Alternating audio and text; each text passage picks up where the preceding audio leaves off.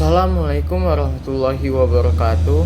Halo teman-teman semua, semoga kalian dalam keadaan sehat. Pada kesempatan kali ini, kita akan membahas sesuatu yang sangat dekat dengan kehidupan kita sehari-hari, yaitu bahasa Indonesia. Bahasa bukan hanya sekedar alat komunikasi, tetapi juga identitas sebuah bangsa.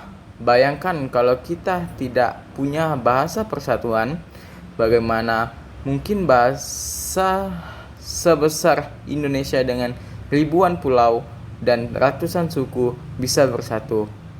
Nah, inilah pentingnya memahami kedudukan bahasa Indonesia.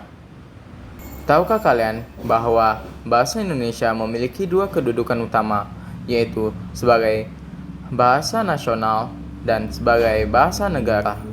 Mari kita bahas satu persatu dengan lebih mendalam. Bahasa Indonesia sebagai bahasa nasional. Pertama, mari kita bahas kedudukan bahasa Indonesia sebagai bahasa nasional. Bahasa Indonesia diakui sebagai bahasa nasional sejak peristiwa Sumpah Pemuda 28 Oktober 1928. Saat itu, para pemuda mengingkarkan 3 janji suci, bertumpah darah satu, berbangsa satu, dan menjunjung bahasa persatuan, yaitu bahasa Indonesia. Sejak saat itu, bahasa Indonesia menjadi bahasa pemersatu bangsa. Apa saja fungsinya? Oke. 1. Lambang kebangsaan nasional. Bahasa Indonesia menjadi identitas yang membuat kita bangga. Misalnya, ketika atlet Indonesia menang di Olimpiade, mereka diwawancarai dengan bahasa Indonesia, dan itu memperlihatkan jati diri bangsa di mata dunia. 2. Lambang persatuan. Indonesia memiliki lebih dari 700 bahasa daerah. Tanpa bahasa Indonesia, komunikasi antar daerah akan sulit. Misalnya, seorang dari Papua bisa berkomunikasi dengan orang dari Jawa karena ada bahasa Indonesia sebagai perantara. 3. Alat komunikasi antar budaya dan antar daerah. Bayangkan Festival Budaya Nusantara, semua suku membawa tarian dan bahasa masing-masing, tetapi mereka bisa berinteraksi lancar dengan bahasa Indonesia. 4. Alat pengembangan budaya nasional. Bahasa Indonesia juga memiliki sarana perkembangan seni, sastra, dan budaya, novel, puisi, film, hingga musik. Indonesia banyak yang mendunia karena menggunakan bahasa Indonesia. Jadi, bahasa Indonesia sebagai bahasa nasional benar-benar mengikat seluruh bangsa dalam satu kesatuan. Selanjutnya, kita masuk kedudukan bahasa Indonesia sebagai bahasa negara. Hal ini tercantum dalam Undang-Undang Dasar 1945 Pasal 36 yang berbunyi, bahasa negara ialah bahasa Indonesia. Artinya, bahasa Indonesia memiliki fungsi resmi dalam kehidupan bernegara.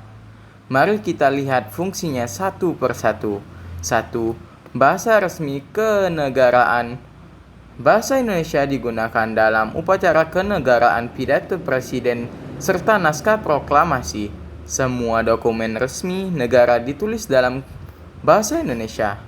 2. Bahasa pengantar resmi di dunia pendidikan. Peran bahasa dalam menjaga keteraturan hukum dan resmi administrasi pemerintah. Semua surat resmi, undang-undang, persatuan pemerintah, dan dokumen hukum ditulis dengan bahasa Indonesia. Ini menunjukkan peran bahasa dalam menjaga keteraturan hukum dan administrasi negara. Bahasa ilmu pengetahuan dan teknologi. Banyak karya ilmiah, penelitian, dan buku akademik yang ditulis dalam bahasa Indonesia agar mudah dipahami masyarakat luas. Bahkan sekarang sedang digalakkan penerjemahan karya-karya asing ke dalam bahasa Indonesia agar penguasaan ilmu tidak tertinggal. Dengan kedudukan ini, bahasa Indonesia tidak hanya jadi simbol, tetapi juga instrumen penting dalam menjalankan roda pemerintahan dan pendidikan bangsa. Teman-teman, mari kita simpulkan. Sebagai bahasa nasional, bahasa Indonesia berfungsi sebagai lambang kebanggaan, lambang persatuan, alat komunikasi antar budaya, dan pengembangan budaya nasional. Sebagai bahasa negara, bahasa Indonesia berfungsi sebagai bahasa resmi kenegaraan, bahasa pendidikan, bahasa pemerintahan, dan bahasa ilmu pengetahuan. Namun, di era globalisasi sekarang, tantangan kita semakin besar. Banyak generasi muda lebih bangga menggunakan bahasa asing, padahal bahasa Indonesia adalah warisan yang menyatukan bangsa.